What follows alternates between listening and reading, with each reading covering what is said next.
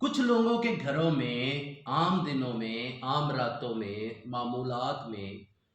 آہٹیں محسوس ہوتی ہیں، جیسے کوئی چل رہا ہو، کوئی پھر رہا ہو، کوئی آ جا رہا ہو، یعنی جب گھر میں کوئی نہیں پھر بھی ایسا محسوس ہوتا ہے کہ کوئی دوسرا موجود ہے۔ تو ایسے صورت میں کچھ لوگ اپنی حد سے تجاوز کرتے ہوئے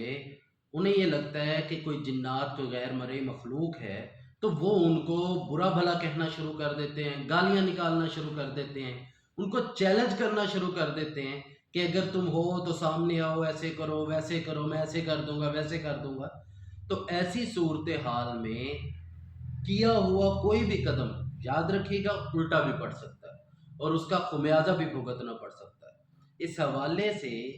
ہمیں جو رہنمائی ملتی ہے وہ صحیح حدیث کے مطابق کہ ایسی صورتحال میں شیطان کو گالی نہیں دینی، ان کو برا بھلا نہیں کہنا،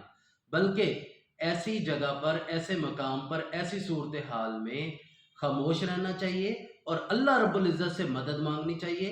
اور ان شیاطین سے اللہ کی پناہ میں جانا چاہیے۔ اعوذ باللہ من الشیطان الرجیم،